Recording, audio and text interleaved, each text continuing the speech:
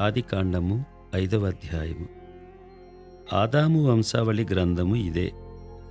దేవుడు ఆదామును సృజించిన దినమున దేవుని పోలికగా అతని చేసెను.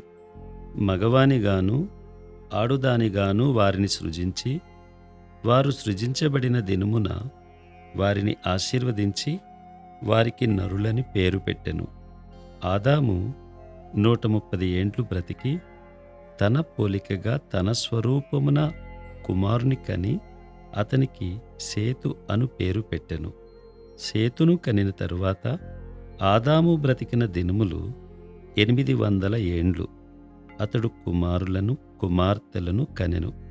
ఆదాము బ్రతికిన దినములన్నీ 930 ఏండ్లు. అప్పుడతడు మృతి పొందెను. సేతు 105 ఏండ్లు బ్రతికి ఏనోసును కనెను. ఏనోసును కనిన తరువాత సేతు 807 ఏండ్లు బ్రతికి కుమారులను కుమార్తెలను కనెను. సేతు బ్రతికిన దినములన్నీ 912 ఏండ్లు. అప్పుడతడు మృతి పొందెను. ఏనోసు 90 సంవత్సరములు బ్రతికి కేయినాను కనెను. కేయినానును కనిన తరువాత ఏనోసు 815 ఏండ్లు బ్రతికి కుమారులను కుమార్తెలను కనెను. ఏనోసు దినములన్నీ 905 ఏండ్లు. అప్పుడతడు మృతి పొందెను. కేయినాను 70 ఏండ్లు బ్రతికి మహలలేలును కనెను. మహలలేలును కనిన తరువాత కేయినాను 840 ఏండ్లు బ్రతికి కుమారులను కుమార్తెలను కనెను. కేయినాను దినములన్నీ 910 ఏండ్లు. అప్పుడతడు మృతి పొందెను. మహలలేలు 65 ఏండ్లు బ్రతికి ఏరేదును కనెను. ఏరేదును కనిన తరువాత మహలలేలు 830 ఏండ్లు బ్రతికి కుమారులను కుమార్తెలను కనెను. మహలలేలు దినములన్నీ 895 ఏండ్లు. అప్పుడతడు మృతి పొందెను. ఏరేదు 162 ఏండ్లు బ్రతికి హనోకును కనెను. హనోకును కనిన తరువాత ఎరెదు 800 ఏండ్లు బ్రతికి కుమారులను కుమార్తెలను కనెను. ఎరెదు దినములన్నీ 962 ఏండ్లు. అప్పుడతడు మృతి పొందెను. హనోకు 65 ఏండ్లు బ్రతికి మెతూషెలను కనెను. హనోకు మెతూషెలను కనిన తరువాత 300 ఏండ్లు దేవునితో నడుచుచు కుమారులను కుమార్తెలను కనెను. హనోకు దినములన్నీ 365 ఏండ్లు. హనోకు దేవునితో నడిచిన తరువాత దేవుడతన్ని తీసుకుని పోయెను గనుక అతడు లేకపోయెను. మెతూషెల 187 ఏండ్లు బ్రతికి లెమెకును కనెను. మెతూషెల లెమెకును కనిన తరువాత 782 ఏండ్లు బ్రతికి కుమారులను కుమార్తెలను కనెను. మెతూషెల దినములన్నీ 969 ఏండ్లు. అప్పుడతడు మృతి పొందెను. లెమెకు 182 ఏండ్లు బ్రతికి ఒక కుమారుని కని భూమిని యెహోవా శపించినందువలన కలిగిన మన చేతుల కష్టము విషయములోను మన పని విషయములోను ఇతడు మనకు నెమ్మది కలుగజేయుననుకొని అతనికి నోవహు అను పేరు పెట్టెను. లెమెకు నోవహును కనిన తరువాత 195 ఏండ్లు బ్రతికి కుమారులను కుమార్తెలను కనెను. లెమెకు దినములన్నీ 777 ఏండ్లు. అప్పుడతడు మృతి పొందెను. నోవహు 500 ఏండ్లు గలవాడై షేమును హామును యాపేతును కనెను. ఆదికాండము 6వ అధ్యాయము. నరులు భూమి మీద విస్తరింపనారంభించిన తరువాత కుమార్తెలు వారికి పుట్టినప్పుడు దేవుని కుమారులు నరుల కుమార్తెలు చక్కని వారిని చూచి వారందరిలో తమకు మనసు వచ్చిన స్త్రీలను వివాహము చేసుకొనిరి. అప్పుడు యెహోవా, నా ఆత్మ నరులతో ఎల్లప్పుడూ వాదించదు. వారు తమ అక్రమ విషయములో నరమాత్రులై ఉన్నారు. అయినను వారి దినములు 120 ఏండ్లగుననెను. ఆ దినములలో నెఫీలులను వారు భూమి మీద నుండిరి, తరువాతను ఉండిరి. దేవుని కుమారులు నరుల కుమార్తెలతో పోయినప్పుడు వారికి పిల్లలను కనిరి. పూర్వకాలమందు పేరు పొందిన శూరులు వీరే. నరుల చెడుతనము భూమి మీద గొప్పదనియు, వారి హృదయం యొక్క తలంపులలోని ఊహ అంతయు ఎల్లప్పుడూ కేవలము చెడ్డదనియు యెహోవా చూచి, తాను భూమి మీద నరులను చేసినందుకు యెహోవా సంతాపము నొంది తన హృదయములో నొచ్చుకొనెను. అప్పుడు యెహోవా, నేను సృజించిన నరులను, నరులతో కూడా జంతువులను, పురుగులను, ఆకాశ పక్ష్యాదులను భూమి మీద నుండకుండా తుడిచివేయుదును. ఏలయనగా నేను వారిని సృష్టించినందుకు సంతాపము నొందియున్నానెను. అయితే నోవహు యెహోవా దృష్టియందు కృప పొందినవాడాయెను. నోవహు వంశావళి ఇదే. నోవహు నీతిపరుడును, తన తరములో నిందారహితుడునై ఉండెను. నోవహు దేవునితో కూడా నడిచినవాడు. షేము, హాము, ఏపెతను ముగ్గురు కుమారులను నోవహు కనెను. భూలోకము దేవుని సన్నిధిని చెడిపోయి ఉండెను. భూలోకము బలాత్కారముతో నిండియుండెను. దేవుడు భూలోకమును చూచినప్పుడు అది చెడిపోయి ఉండెను. భూమి మీద సమస్త శరీరులు తమ మార్గమును చెరిపివేసుకుని ఉండిరి. దేవుడు నోవహుతో, సమస్త శరీరుల మూలముగా భూమి బలాత్కారముతో నిండియున్నది గనుక నా సన్నిధిని వారి అంతము వచ్చియున్నది.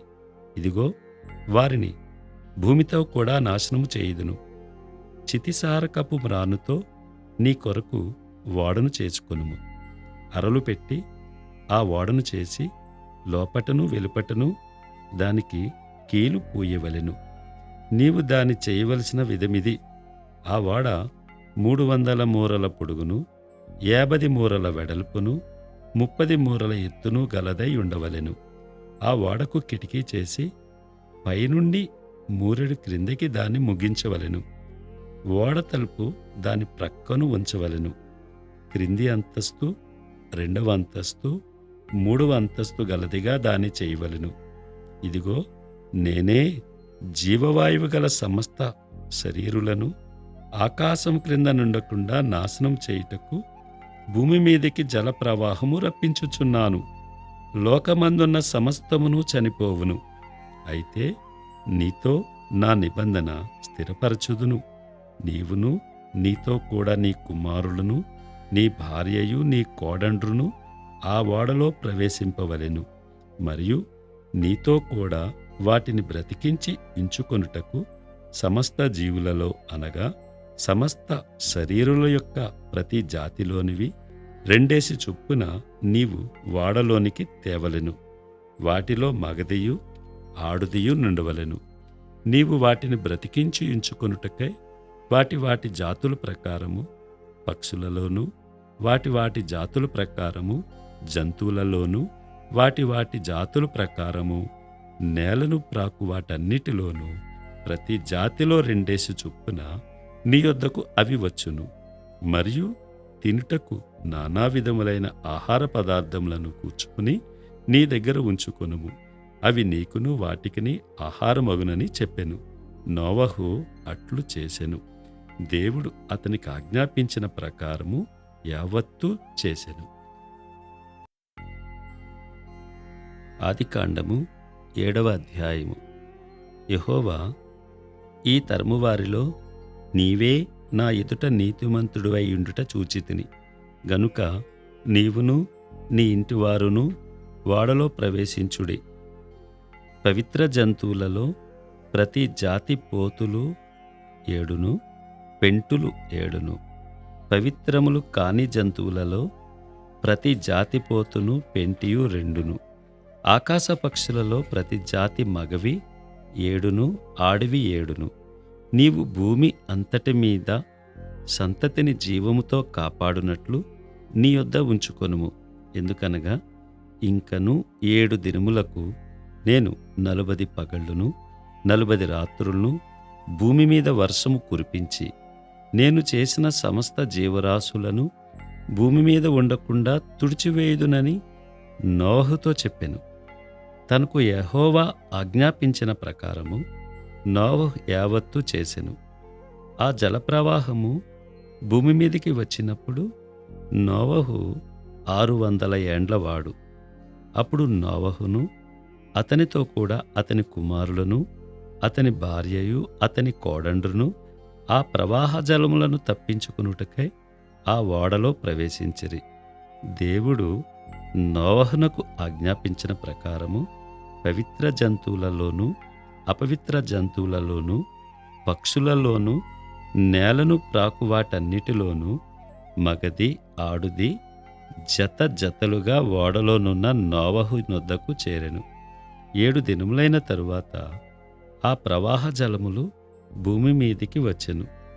నోవహు వయసు యొక్క 600 సంవత్సరము 2వ నెల 17వ దినమున మహాగాధ జలముల ఊటలన్నీయు ఆ దినమందే విడబడెను. ఆకాశపు తూములును విప్పబడెను. 40 పగళ్ళును 40 రాత్రులను ప్రచండ వర్షము భూమి మీద కురిసెను. ఆ దినమందే నోవహును నోవహు కుమారులగు షేమును హామును యాపేతును నోవహు భార్యయు వారితో కూడా అతని 3 కోడండ్రును ఆ ఓడలో ప్రవేశించిరి. వీరే కాదు, ఆయా జాతుల ప్రకారము ప్రతి మృగమును, ఆయా జాతుల ప్రకారము ప్రతి పశువును, ఆయా జాతుల ప్రకారము నేల మీద ప్రాకు ప్రతి పురుగును, ఆయా జాతుల ప్రకారము ప్రతి పక్షియు, నానా విధములైన రెక్కలు గల ప్రతి పిట్టయు ప్రవేశించెను.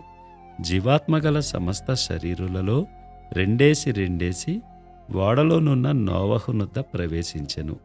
ప్రవేశించినవన్నీయు దేవుడు అతనికి ఆజ్ఞాపించిన ప్రకారము సమస్త శరీరులలో మగదియు ఆడుదియు ప్రవేశించెను. అప్పుడు యెహోవా ఓడలో అతని మూసివేసెను. ఆ జలప్రవాహము 40 దినములు భూమి మీద నుండగా జలములు విస్తరించి ఓడను తేలచేసినందున అది భూమి మీద నుండి పైకి లేచెను. జలములు భూమి మీద ప్రచండముగా ప్రబలి మిక్కిలి విస్తరించినప్పుడు ఓడ నీళ్ల మీద నడిచెను. ఆ ప్రచండ జలములు భూమి మీద అత్యధికముగా ప్రబలినందున ఆకాశమంతటి క్రిందనున్న గొప్ప పర్వతములన్నీ మునిగిపోయెను. 15 మూరల ఎత్తున నీళ్లు ప్రచండముగా ప్రబలెను గనుక పర్వతములను మునిగిపోయెను. అప్పుడు పక్షులేమి, పశువులేమి, మృగములేమి, భూమి మీద ప్రాకు పురుగులేమి, భూమి మీద సంచరించు సమస్త శరీరులేమి, సమస్త నరులేమి చచ్చిపోయిరి. పొడినేల మీదున్న వాటన్నిటిలోనూ నాసికారంధ్రములలో జీవాత్మ సంబంధమైన ఊపిరిగలవన్నీ చనిపోయిను. నరులతో కూడా పశువులను, పురుగులను, ఆకాశ పక్షులను, నేల మీదనున్న జీవరాశులన్నీ తుడిచివేయబడెను. అవి భూమి మీద నుండకుండా తుడిచివేయబడెను. నోవహును అతనితో కూడా ఆ ఓడలో నున్నవి మాత్రము మిగిలియుండెను. 150 దినముల వరకు నీళ్లు భూమి మీద ప్రచండముగా ప్రబలెను.